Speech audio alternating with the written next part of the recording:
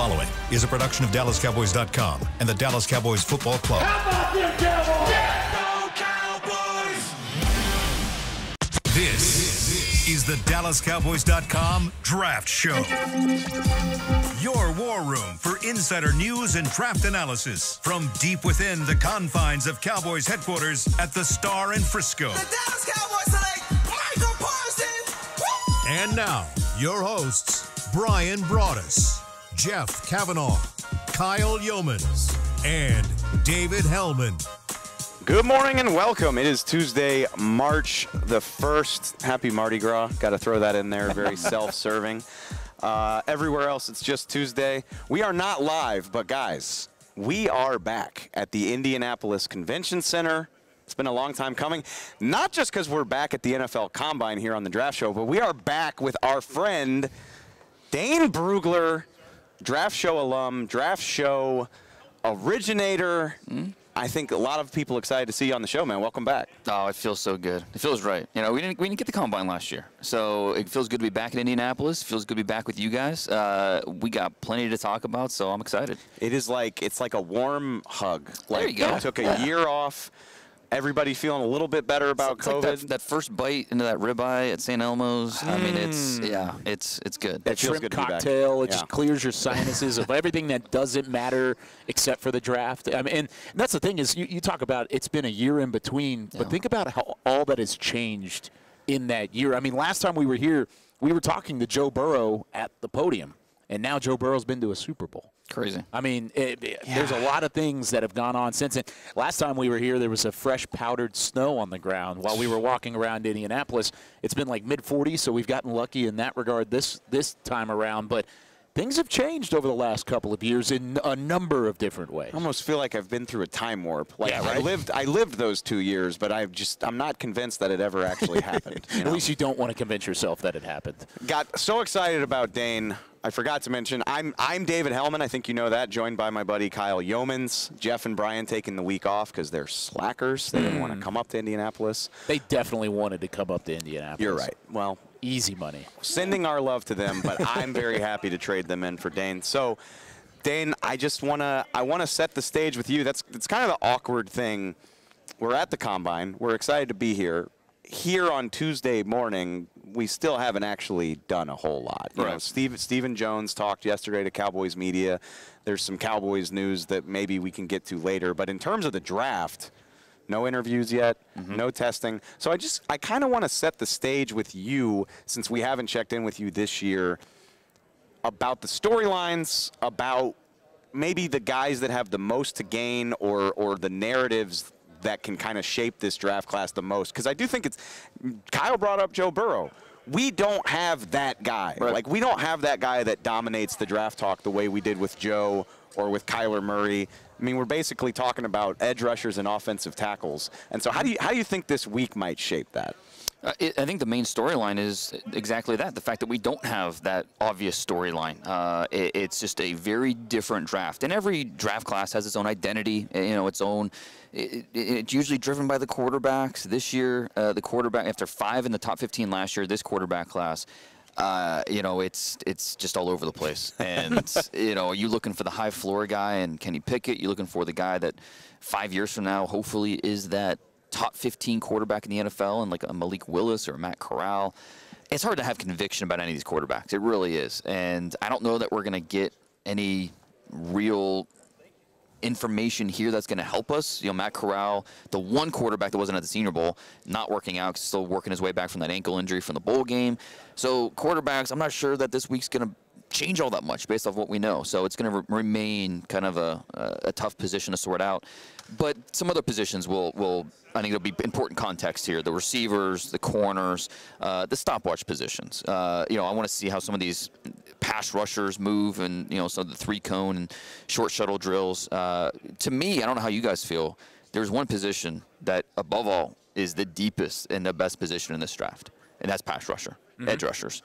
To me, it is by far the deepest position. And so, I was doing my pre-combine rankings last night, putting that all together, and I'm going through, and I'm like, okay, well, how many pass rushers in the top 100?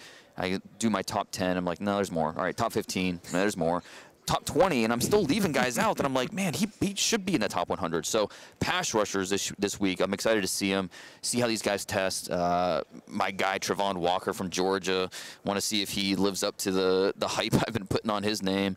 So it's going to be a fun week that hopefully adds context to these evaluations we've been working on. I'm glad you brought up edge rusher, because having those conversations around the draft class and kind of looking at these rankings back and forth, it feels like one of the only positions that's complete this year, because you do have that high top-heavy talent pool like a Kayvon Thibodeau out of Oregon, the Aiden Hutchinsons of the world out of Michigan, and then even after that you've got late first-round guys. You have a complete board off of your edge rushers. Around that, it really doesn't feel like there's not a whole lot of positions elsewhere, because you can talk about quarterbacks. You mentioned there's not going to be that high-end, high-profile quarterback at the top of this draft. So with all of that being said, where does this rank from a draft class excitement for you? Because I mean, with me, I'm looking at edge rusher, maybe wide receiver, just because it's deep again. Not really the top-heavy guys at that position, but I really don't get as excited about this draft just based off of the fact of the top-heavy star power. Right. But there's a lot of ways you can make your team better because of how deep it is in a couple areas. No doubt. And, yeah, this is not – relative to past years, this is not a great year to be picking top 15. It's just not a top-heavy draft. Now, you're still going to get good players there, but relative to past years, we're missing those blue chippers at the top. But that doesn't mean that it's not a good draft. And so I've heard so many people characterize as a bad draft or a down draft, and that's just not true, because when you see the value, I mean, there's Pro Bowlers in this draft, future Pro Bowlers, and you just go find them, go get them. And so, yeah, I think pass rusher. I think your point is valid. Pass rusher at every stage of the draft, you feel like it's a good position, where you can't really say that about every other position. Wide receiver, to me, there's 6 receivers in the top 25 this year. But then, you know, it takes a little bit. There's a little bit of a lull, you know, later on. Corner, I really like the corners in the first round. I think we could see 3 in the top 15, and then, but then there's a little bit of a lull before we get to some other levels of the cornerback position. So I think what you said is fair. Pass rusher, the only position that you point to and say, okay, it's deep at the top, or strong at the top, deep in the middle, and then it'll stretch out. So you still feel like you're getting good players well into day 3. Let me ask you this, and it's what I find so fascinating about this class. And I know, I mean, you have your own grades and your own process and your own confidence every year. But the recurring talking point on this class is, like, outside of maybe 8 prospects at the top, right? It's like, just set your own board, you know? And is that more fun or more stressful? As somebody who does this all year round, who wants to be as right as possible, this seems like it could be a stressful class where, you know, you got to stack these tackles. You got to figure out how do you feel about all these edge rushers and corner. It just seems like we talk about this all the time. A guy could go to the Cowboys at 24 that somebody else has graded in the top 10, or vice versa. Like, maybe the Cowboys draft a guy at 24 that everybody else is like, you picked him in the first round? Like, it just seems, more so than any year, it kind of seems like this is a year where everybody is fending for themselves. Everything is game. Yeah, absolutely. I think it speaks to you have to have confidence in what you see.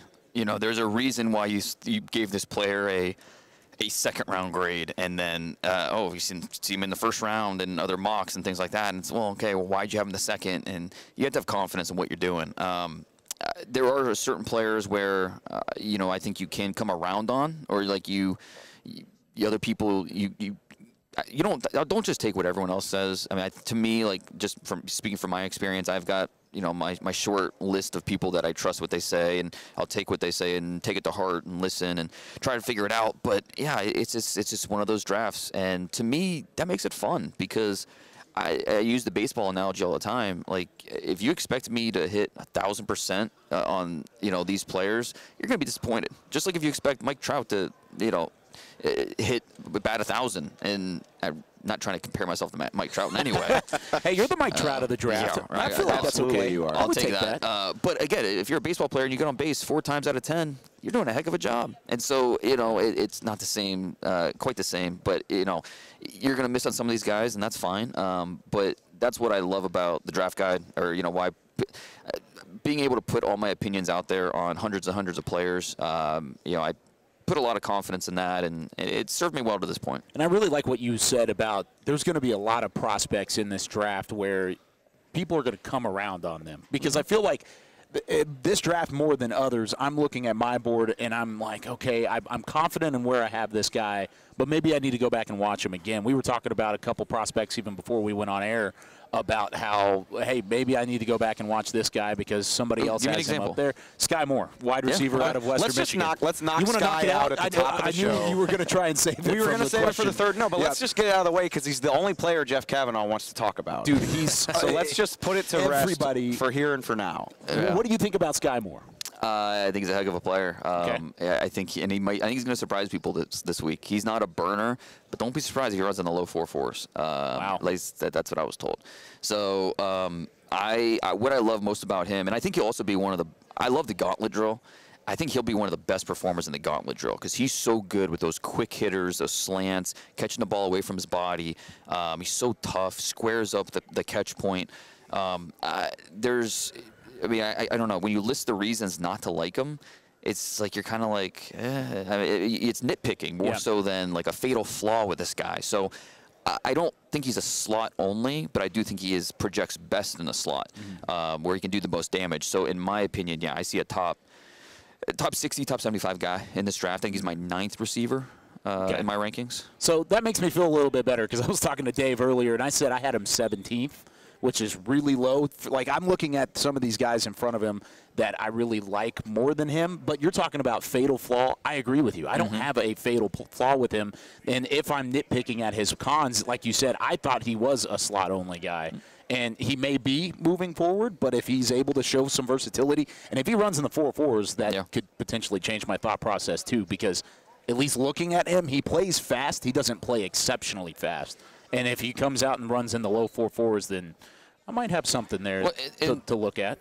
Something we always talk about with these players is understanding their journey, where they came from. Yeah. He wasn't a receiver in high school. He was a quarterback and cornerback. So, there was an adjustment period for him, and that I still think there's upside there. I still think he's learning how to be a more polished receiver, and he's going to get better and better. So, I think with Skye Moore, you feel really good about the player you have now, but you feel even better about what he's going to be 2 years, 3 years from now. And as long as we're at this, let me tell you something about my buddy Jeff Kavanaugh. Like when he get excited about something, caution goes out. Caution goes to the wind. Well, that's why we waited until Jeff's not on the show. Yeah. And then we have Dane Brugler to talk this out. Was TCU safety last year? Darius Washington. That was him. Dane you shot him down pretty quick, or didn't you? You shot Jeff down. You kind of killed his dreams on Washington. I give Jeff credit because when he sees a guy he likes, he's not afraid. He buys in, and he's all that, in. honestly. So, absolutely, 100%. I would rather that's what makes Jeff great. Stand on the table and be wrong or right rather than blow in the wind.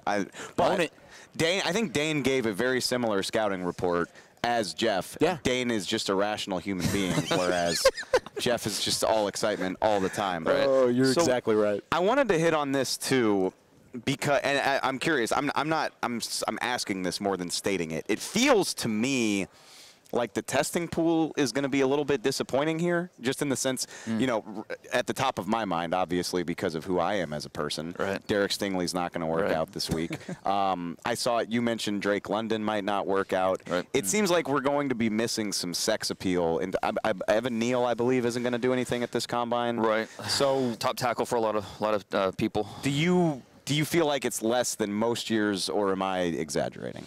I think it happens every year where, and most of these guys are injury related. Derek Stingley working his way back from that foot injury, not quite ready. Drake London working his way back from injury, not quite ready. Jeremy Ruckert, Ohio State tight end, foot injury at the Senior Bowl, not quite ready. So I think we have that every year. With this year, I think we still will have some, like the wide receivers and corners. I think we're going to have a lot of guys test really well. Chris Olave from Ohio State, I don't think people understand how fast this guy is.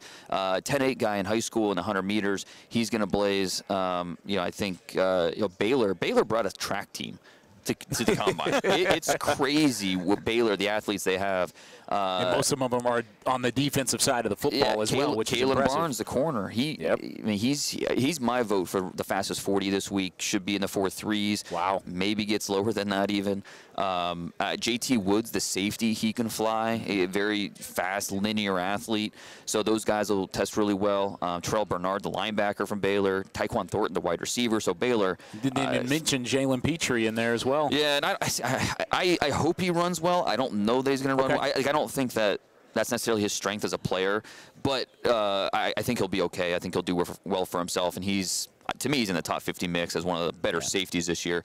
But I don't know that it's necessarily that much different than past years. I think that with no Evan Neal, it's an opportunity for Ikwanu, NC State tackle, to say, hey, this is why I belong number 1. I put him at number 1 in my mock draft, and wow, obviously the Jaguars, I don't think they have any idea who they're taking number 1, but it's his chance this week to show what he can do and to show that he's not just one of the top players, he is the top player. It's ironic because drafting Jamar Chase clearly worked out for the Bengals. Clearly.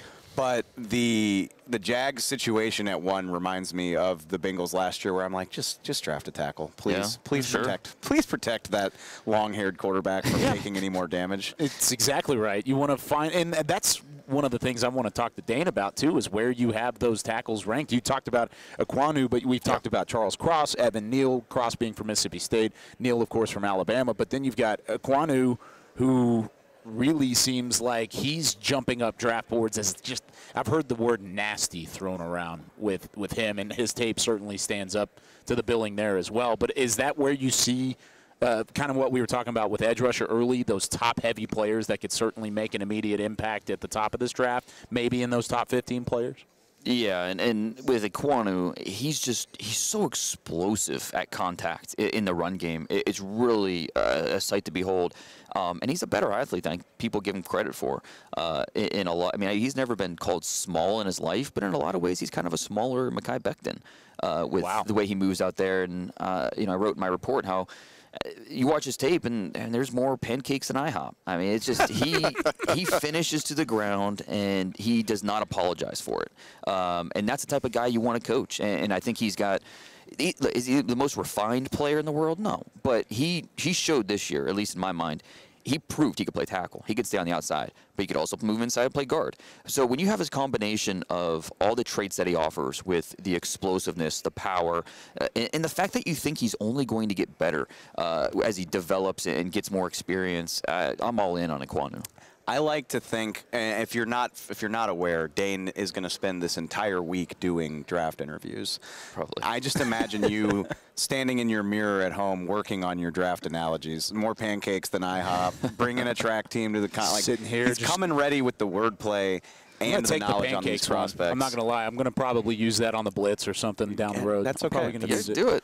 Imitation is the finest form of flattery, my friend. Real quick before we take this break, so from what I'm hearing from you, and especially without a quarterback who is, it's probably not going to change a whole lot with what happens with them this week. From what I'm hearing with you is it sounds like there's anywhere from like 10 to 15 guys that could really jump onto the radar in terms of like big-time first-round prospects when this week is over, whether it's an Ikwanu jumping up as a favorite to be number 1, or whether it's a cornerback or a receiver who maybe we're not talking about as much as we should.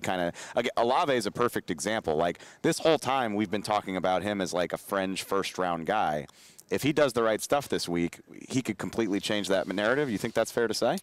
I think the way we need to look at this draft is there's going to be very little consensus. And so, like, in our minds, because I'm with you. I mean, I've seen Olave as more of a late 1. Don't be surprised if a team thinks he's one of the best receivers in this draft and would take him top, 15. There's just not going to be very much consensus. And so I think, we have to have an open mind. All the viewers and readers have to have an open mind, all the fans.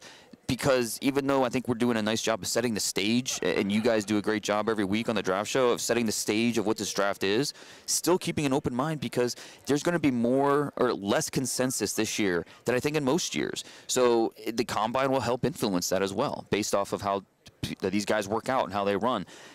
We don't get to see the interviews, but how Kayvon Thibodeau interviews is going to play a part in where he's drafted. I'm trying to figure out how to say this, but like when teams interview him, they'll have a seat for him, and then they'll pull up another seat for his ego, and that's just how it is. Sure. And so he has to sell himself and say, hey, I'm passionate about being the best football player I could be, and he needs to sell himself and worry about all the other stuff another time. So it's going to be important for Thibodeau to have a good week on the field, but even more so in the interviews. And how he performs, that could shake whether he goes 2 overall or 10 overall. It's a fantastic segue for a question we've got in the second segment. So we will go ahead and take this break and get to y'all's questions in the second segment with Dane Brugler. We will be right back after this.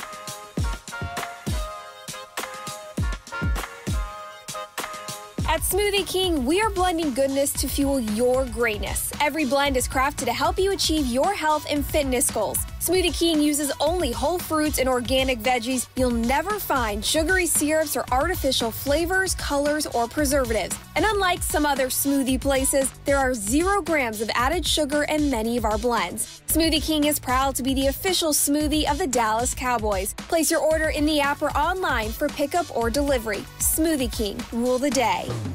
What do you call a group of grown men and women with their faces painted silver and blue who get together every week to share a 3-hour-long ritual of jumping, singing, and toasting Miller Lite in 10-gallon hats while yelling, "How about them Cowboys?" You call it Miller Time in Dallas. Here's to the Cowboys. Here's to the original light beer. It's Miller Time. Celebrate responsibly. 2021 Miller Brewing Company, Fort Worth, Texas.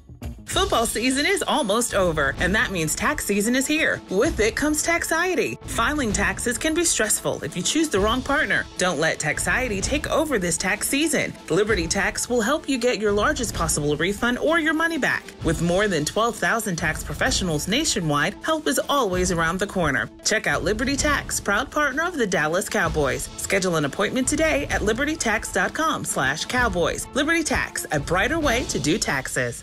Hey, Cowboys fans, if you're thinking about attending a game this season, visit cowboystravel.com to book your travel package today. Stay at the team hotel, have dinner with a Cowboys legend, and experience AT&T Stadium's exclusive VIP Owners Club. Also, tour the Star, get autographs from your favorite players, and talk X's and O's with me, Mickey Spagnola. The official travel partner of the Dallas Cowboys will take care of all your travel needs. Visit cowboystravel.com.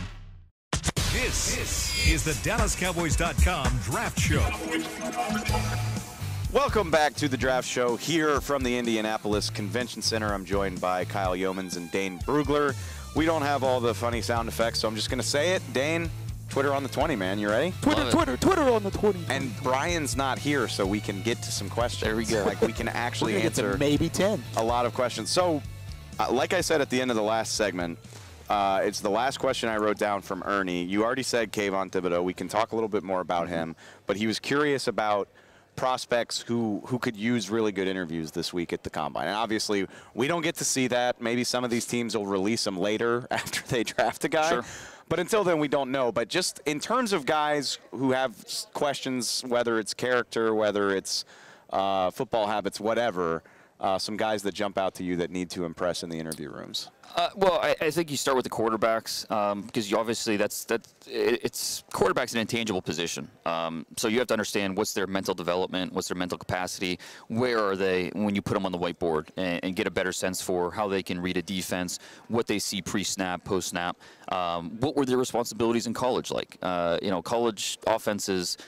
The number one goal for a college offense is not to prepare you for the NFL. It's to win games. And so they're going to make it as simplistic as possible. And so a lot of these quarterbacks just weren't asked to do things that you're going to be asked to do in the NFL. That doesn't mean you can't do it. It just means they weren't asked to. So I think that'll be big for a lot of these quarterbacks, especially when you look at Malik Willis coming from that scheme with Hugh Freeze, Matt Corral with Lane Kiffin, an offense that's designed around set throws where you don't have to make a ton of progression reads, and so that'll be big for these quarterbacks. I think for a lot of these players, it's maybe understand or getting a better sense for, why the production wasn't better. DeMarvin Leal from A&M, like, okay, you've got the traits, you got the skills, why weren't you more of an impact player? And kind of challenge him a little bit on that. Derek Stingley, that's going to be a big one. I know you guys have talked extensively about Stingley and, is he an alpha? Can he come in and be a number one? And is it more than just durability questions? Does he have that it factor to be worthy of a top pick? And so, I think that a lot of these players are coming in and, we see what's on film. We see their talent, and that's maybe the easiest part of the process. The second, the other part of the process is understanding who they are as people. Do they fit with your culture? Do they fit with what you're trying to build? Are they good human beings off the field? A lot of these guys they don't fit what you're looking for. And so after an interview, talking to a scout, he told me that they cross off more names from their list based off of interviews that did not go the way they thought, compared to anything that happens on the field this week. So, bad 40s and things like that. They cross off more names because of the interviews than anything else, because they realize, okay, this guy's just not a fit for what we're trying to build in our building. Sounds like the world's most public job fair of all time, because, that's what it is. It's performance-based, sure, but there's an interview aspect and there's that personality side to it. One of the names that I thought of first was Jordan Davis, too, out of Georgia, defensive tackle, maybe in that conversation about his production and his collegiate scheme.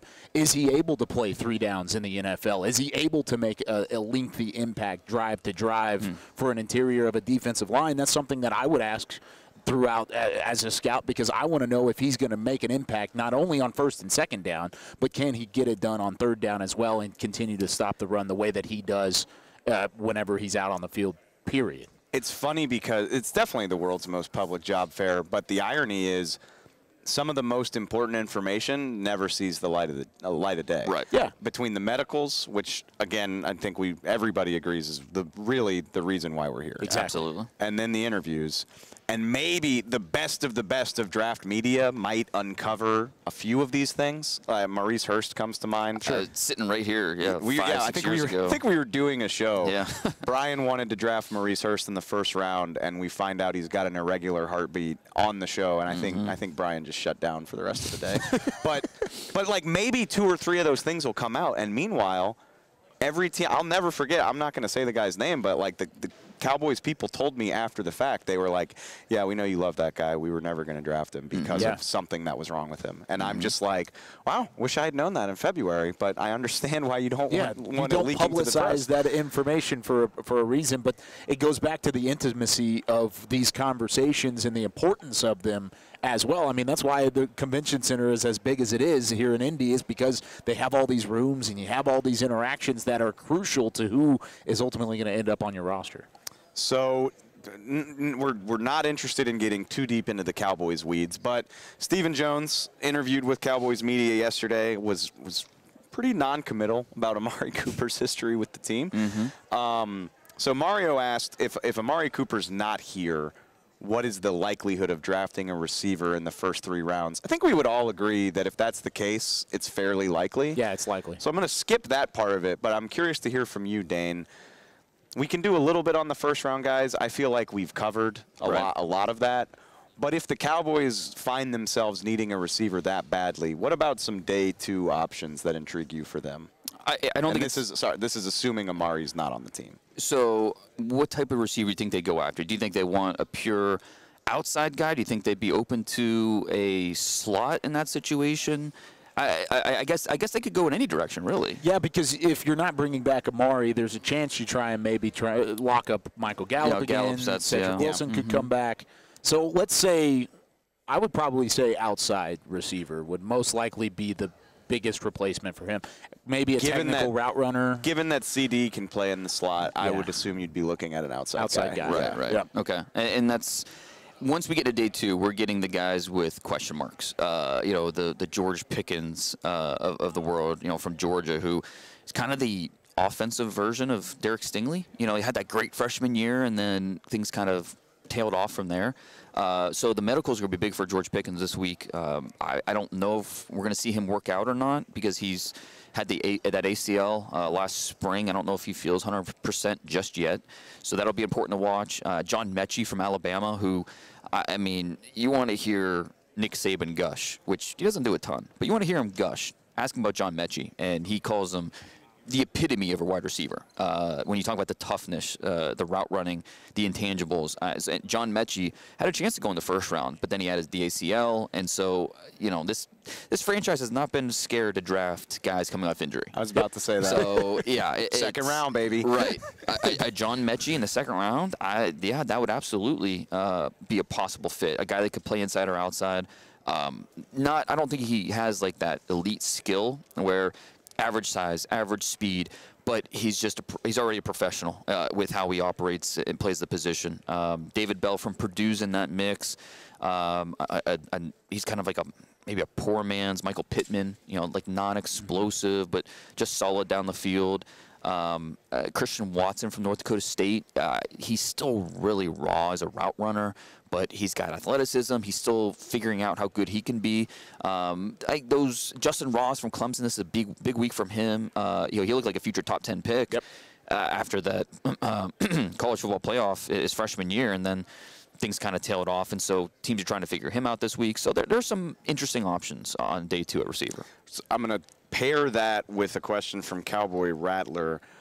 Of that crop, day 2 guys, is there a guy that stands out to you as a route runner? I think John Mechie, definitely. And we didn't talk about Jalen Tolbert from South Alabama, but he's in that mix too.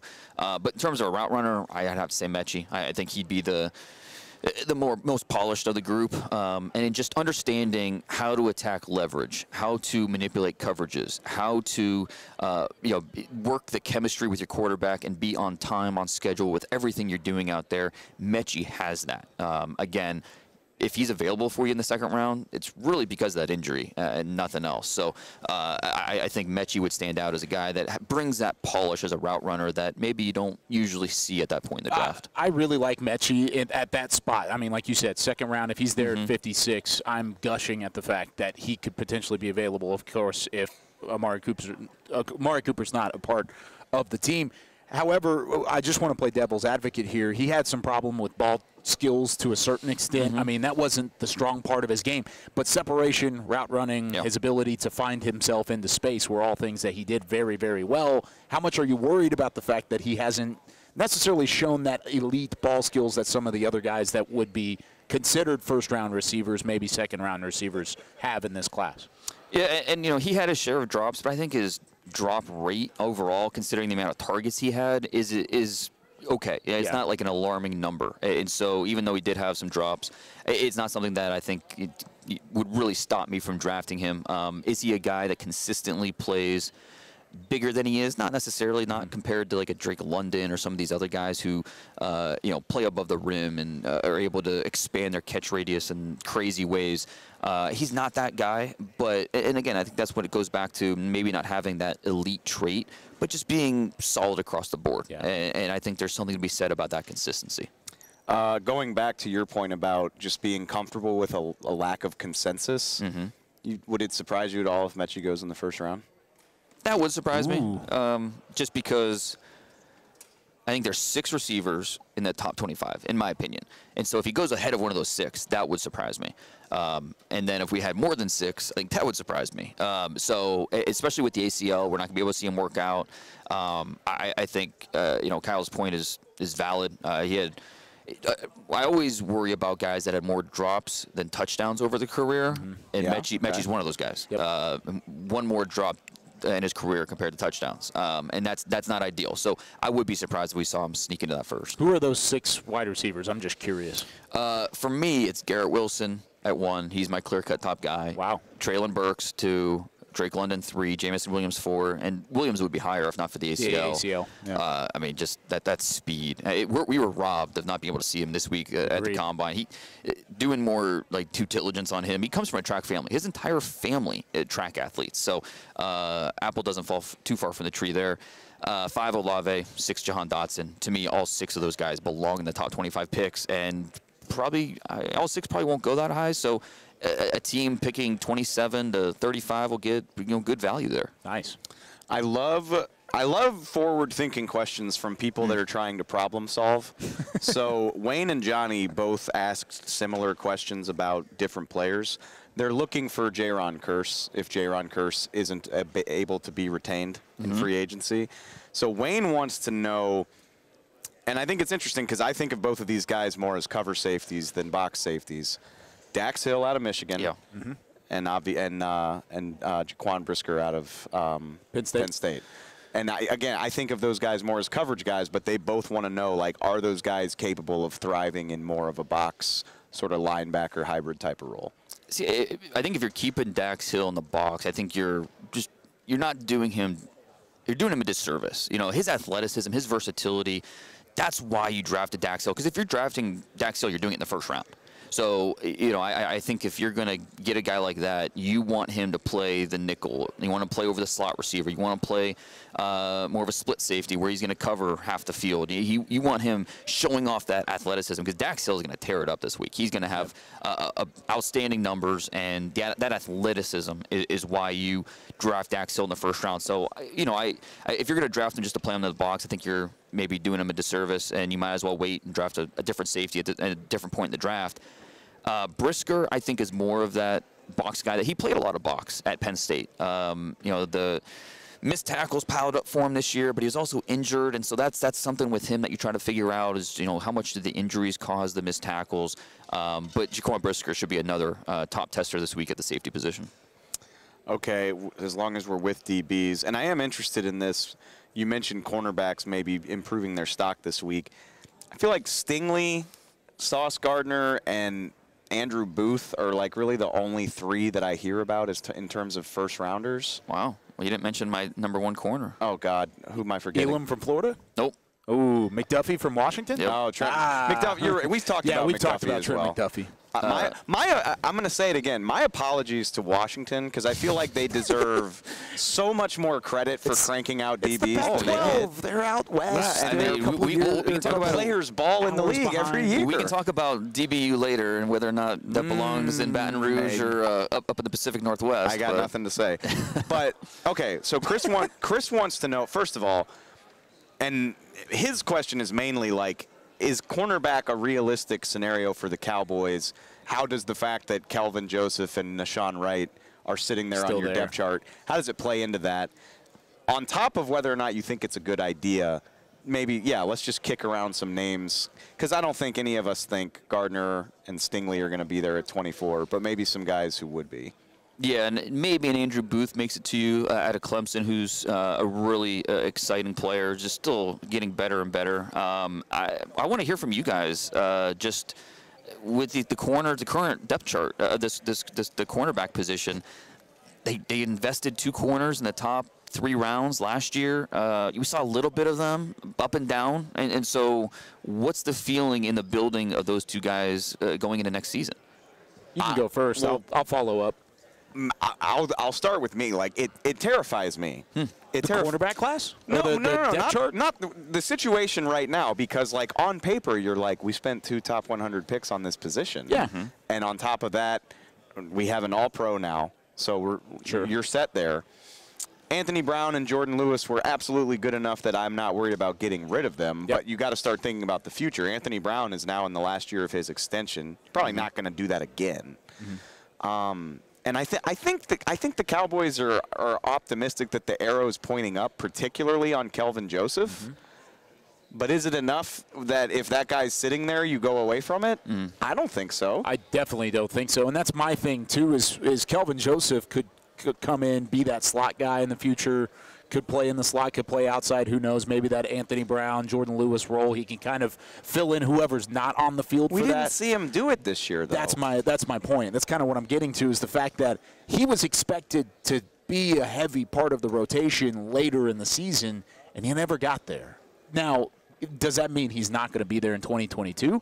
Not necessarily. I think there's still a chance that he sees a heavy amount of snap work and is able to show some versatility in his game at the cornerback spot as soon as the year kicks off later in the fall. However, if there is a guy there at either 24 or at 56 that you fall in love with, that doesn't mean you shouldn't take him just because you have 4 guys right now that you feel have the opportunity to play significant number of snaps for you. Do you think 24, like what McDuffie's, well, you have him as your CB1. Yeah, so I mean, the name to watch is going to be Kyler Gordon, McDuffie's teammate at Washington.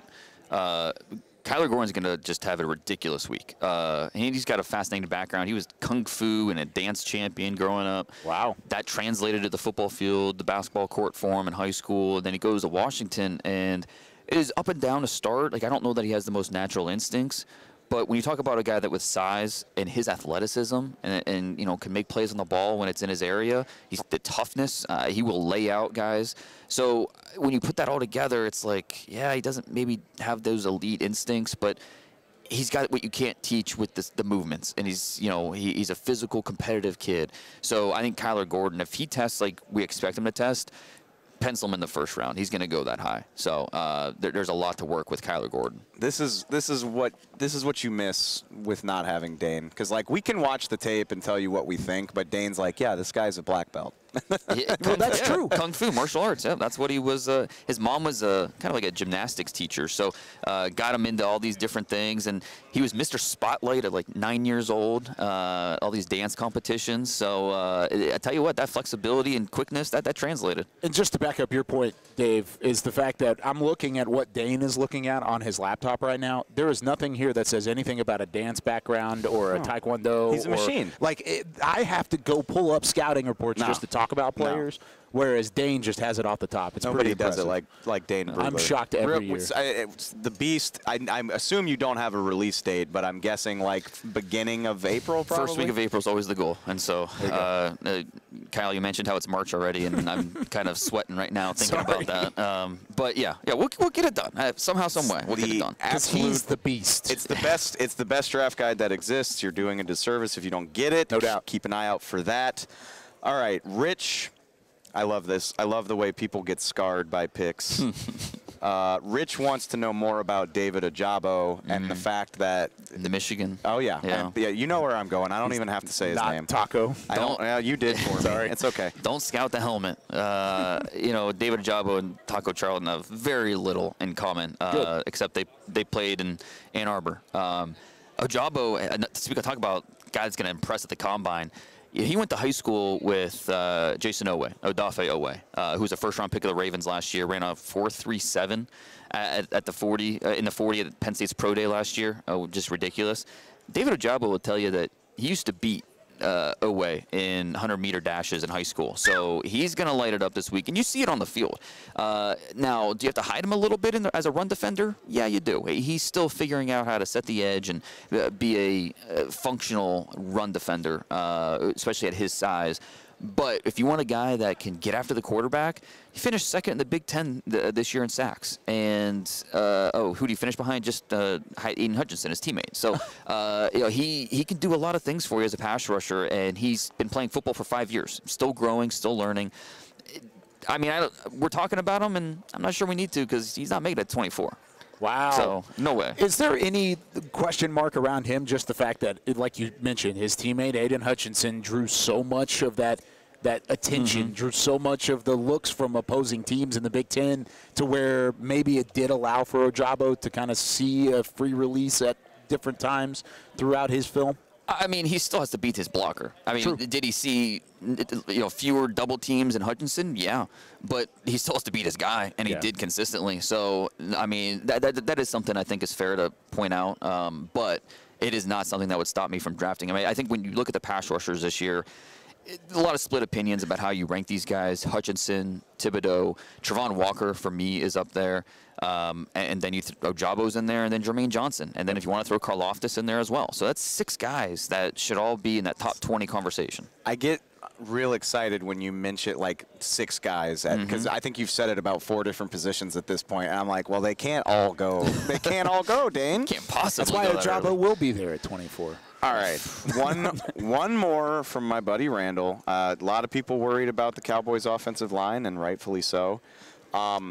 He wants to know, and we've beaten the first-round prospects into the ground at this point, but if they were to double dip at the position, can you imagine a way that would look? Like maybe a first-rounder and then again on day 2 or what have you?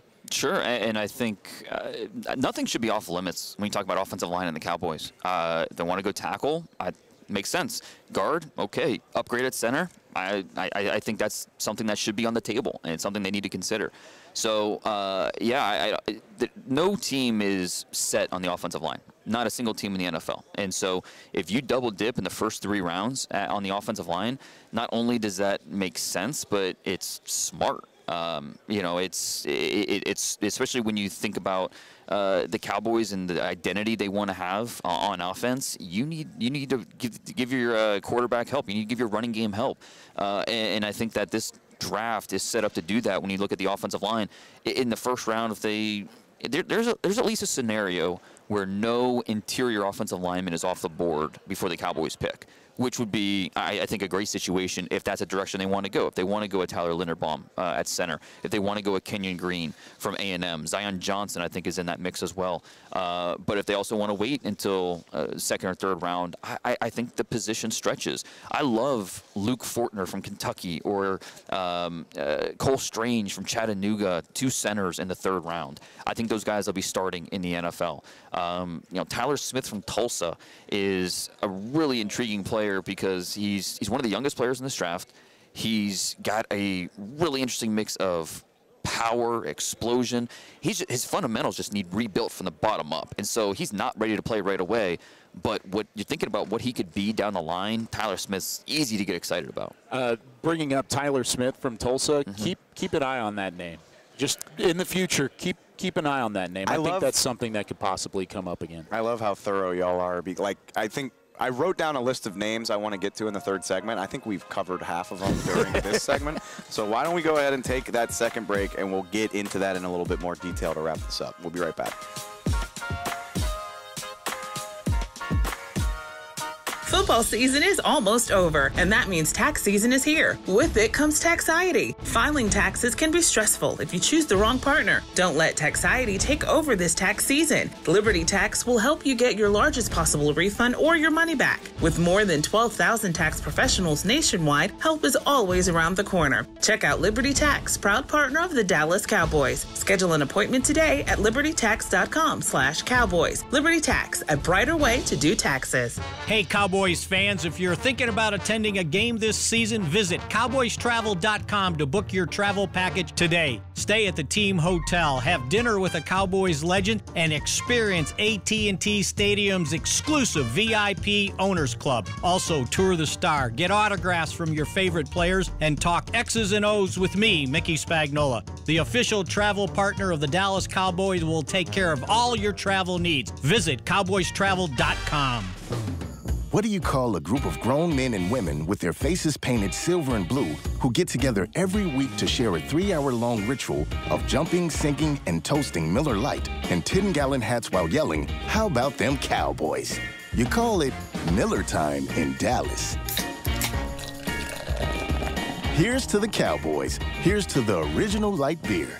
It's Miller Time. Celebrate responsibly. 2021 Miller Brewing Company, Fort Worth, Texas. This is Chad Hennings, former cowboy and proud veteran of the United States Air Force. When my fellow military veterans choose VA, they receive life-changing benefits from the Department of Veterans Affairs. If you are a veteran, you may be eligible for healthcare, education, and training benefits, a home loan guarantee, housing assistance, and more. Choose VA for the benefits you've earned. Visit choose.va.gov to learn more. That's choose.va.gov. This is the DallasCowboys.com Draft Show. Wrapping up this first episode of Combine Week on the Draft Show. It's going to be hectic. There's a lot of moving parts. There's a lot of schedules. But I think we're going to have Dane with us for all 3 shows this week. I'm really excited about that. You guys shelling out the cash to get Dane on here. Because spare no expense for the best analyst in the game. I agree completely. So I laughed at the end of the last segment because I wrote down a list of names. Like when I prep for the show, I'm always like, who are we not talking about that we should be, that fans want to hear about, that people are talking about? And I really think Tyler Smith, the Tulsa offensive tackle, he's like right at the top of that list. So can we just expand on that a little bit, who he is as a prospect? Well, he's one of the youngest players in this draft. Redshirt sophomore, came out early, and there's going to be a lot of split opinion on him from evaluator to evaluator because so much of his draft grade is based on projection, what he's going to be down the road. Because when you look at the foundational traits that you want in an offensive lineman, size, checks that box. Movement skills, checks that box. Play strength, there. Physical brand of football is there. It's just the fundamentals need a lot of work. It's just incredibly raw. And so when is he going to be able to help your football team? That's why I would be surprised if he went in the first round, just because I don't know that he's necessarily going to help you right away. It's kind of a draft and develop type of player, and that's hard to take in the first round. But, we've seen worse offensive linemen go in the first round. Isaiah Wilson, the Titans took in the first round 2 years ago. Yeah, well, if that's the case, then maybe avoid that one. But my point is that Tyler Smith, I think, you're more optimistic about him than you were about Isaiah Wilson. So the offensive line is such a starved position around the league that guys like this don't last very long. So maybe he sneaks into that top 40 mix. But again, we're talking about a guy that needs a lot of work before he's, the guy that you expect him to be. No surprise on this. I mean, Dane's got the guy pegged to a certain extent, and the reason why is because you look at the youth, but you also look at the aggression. I mean, he is one of the most aggressive, heavy-hitting, big guards in all of college football. 16 penalties this year. He's a mauler. Cowboy fans don't want to hear that. Phenomenal. 6'6", 330 pounds. Of course, we'll see what he's weighed at this week. He did not go to the Senior Bowl because, of course, he's 21 years old by the time the draft. He's actually not 21 yet. Still 20. He will be 21 when the draft comes around for like 25 days prior to the first round. But he's one of those guys that I think Dallas has their eye on in that second round. Because like you said, because of the unpolishedness, because of the reason why he maybe has those penalties, is because there are some ways that he can grow in his game. But if he's able to grow in his game, he wouldn't just be a starter this year. He'd be a starter in the future if maybe they move on from Connor Williams at that spot, if there's something that they could upgrade there, but they don't necessarily want to spend that high in the first round.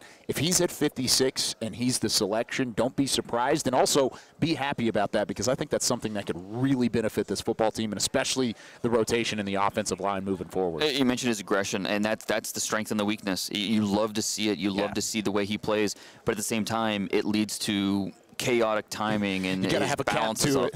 Right. I mean, it's 16 penalties this year. Like that's an issue. Obviously, he needs to grow and mature. And will he reach that point? Hopefully, but again, there's more of a projection with him, which is why we're probably looking at more of a second-round pick. Yep. It sounds weird to say about an offensive line that struggled as much as this one did in the second half of the year, but if there's a unit that could take a guy who needs a year to sit and develop, it's probably this one. Still, yeah. Because, I mean, you still have starters available at every position. And honestly, how often do second-round picks come in and be the difference between you winning or losing the division? Right. It's just, you have to frame it that way when you're talking about, who's going to, especially in the first round, maybe a little different discussion, but second, third round, it's a long-term investment more so than who's going to, fill that need right away that we have. Kelvin Joseph, an example that we saw earlier in the show and what we've seen this past year. And then you asked the question of earlier, how could the double dip happen? Maybe if you take a Tyler Linderbaum who falls to you at 24, if that's even possible,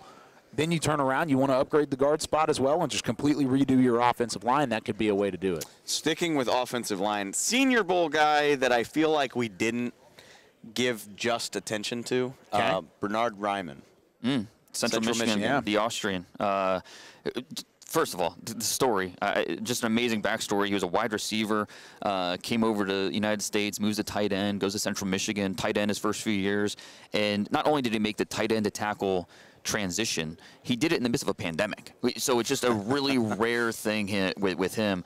Not the longest player, doesn't have the widest range, but he's stout at the point of attack. For a guy that has not been playing the position very long, he understands how to best use his body posture and the technique. And so, Bernard Raymond, I think he's somewhere in that late first round and absolutely should be on the radar for the Cowboys at 24. See, See, 24, that actually surprised me. I thought you would say something of 56 to the third round. The fact that you said 24 I think he's a first-round pick. I mean, really? I don't think he's – Is that another one of those things of ceiling in terms of looking at guys in the way that they could, based on their backstory, the way that they can improve because they're so raw at the position at the moment? Yes, but I really don't think that Raymond is – I mean, he is raw, but not – to the extent that it would hesitate me from throwing him out there from day one. I think he can handle it. I mean, I think because he is a little bit older guy, and I think he is one of the most genuine people I've ever talked to in my life. Like, he's just a really smart guy who understands where he needs to get better, what his strengths are, and I think that self-evaluation, that self-awareness goes a long way with young players, and so I think he's going to be a really solid pro early in his career. I swear to God, the entire Georgia defense is going to get true. Not that anybody's surprised by that. But a guy that I don't think we've really talked about is the third of these Georgia linebackers, Kwai Walker in this instance. Oh, he might be the second. I think he should be the second drafted of these Georgia linebackers behind Nakobe Dean, in front of Channing Tindall. Kwai Walker, he looks like a defensive end. I mean, he's like 6'3.5", 250, and I bet you he runs in the mid 4.5s this week. He's going to tear it up. One-year starter. He's got that inside-outside versatility. He's got the experience doing both. Outstanding athlete. There's a lot to like about Kwai Walker in the second round. I don't know that he makes it to the Cowboys' second-round pick, but if he does, if you're looking for a linebacker, Kwai Walker would be the dude. He's my third linebacker as well. I mean, I have Dean, then Lloyd. There's a little bit of a gap there, and then you've got Kwai Walker sitting there. I agree. I think he could bring that pass rusher mentality if he is able to get there to 56, but I don't think that's going to happen. I always geek out about, like, the 33 to 75 pick range, but because they're all great players, but they slipped, especially and they fall this year. It feels even deeper this year. Absolutely. There's 60 players deeper. Like, you're going to be geeking. Wake me up when the first round's over. Like, I'll figure that. Like, that's fine. Don't worry about Thursday night. I'll show up Friday. You mentioned him earlier in the show, but I'd like to talk a little bit more about Justin Ross, because I do remember him looking like he was going to set the world on fire. Gosh. The playoffs, the year Clemson receiver for anybody that doesn't know. The year know. Clemson won national title, I think Trevor Lawrence's freshman year, Justin Ross, freshman receiver. Notre Dame and Alabama, those two games, he went over 300 yards combined in those two games with a couple of just ridiculous highlight reel grabs. He just pencil him in the top 10, a couple of years from now, but had the neck surgery, and then he missed he had season-ending foot surgery this year. He was cleared to work out this week. So what type of athlete are we talking about post-injuries, post two pretty serious injuries? And the medicals be obviously important for him. So Justin Ross is kind of I don't know quite what to do with him. Like that's the type of player that could have the most fluctuation based off the combine, because you're getting the medical info and you're seeing just what type of athlete is he post-injury. So this receiver position on day two, he could maybe make a jump if he hits the boxes he needs to hit here in Indianapolis. Where do you have him right now? He's like 13th, back end of my top 100. Just like behind guys like Pickens and David Bell, and I've got him 13th too. So it's kind of like you just park him there, and you kind of figure out as the process goes on where to put him, because he's a talented dude. He might have the biggest catch radius of any receiver in this draft. He's just really remarkable with the adjustment skills and his length. But again, coming back from those two major injuries and just not sure what type of player he is, the combine will be big for him. Is there a chance that with him, of course, with him being on the field, he's always played really well? I mean, even this year, even with the injuries, he had 46 receptions, 514 yards, but 3 even touchdowns. The quarterback situation really did hurt him this year at Clemson. Didn't help him out at all. Absolutely.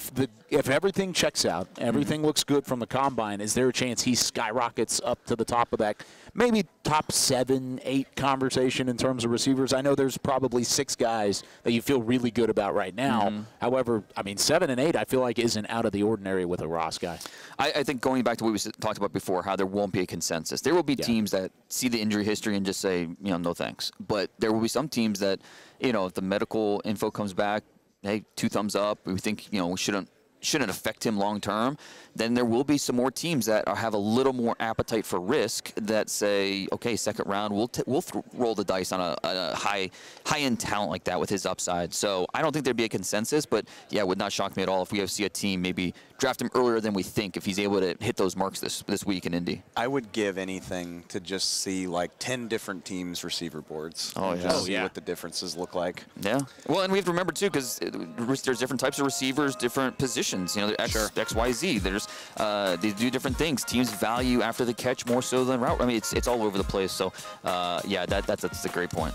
That is going to do it for one episode of the Draft Show. Amazing, and nothing's even happened yet. So if this is what we can do with nothing having happened, I'm excited for the rest of the week. Thrilled to be back with Dane Brugler. Thank y'all so much for listening. We will be back Wednesday and Thursday. Time TBD. Sorry about that. We're doing what we can, but we appreciate it. For Dane and Kyle, I'm Dave. We will see y'all next time. This has been a production of DallasCowboys.com and the Dallas Cowboys Football Club. How about this, Cowboys? Yeah!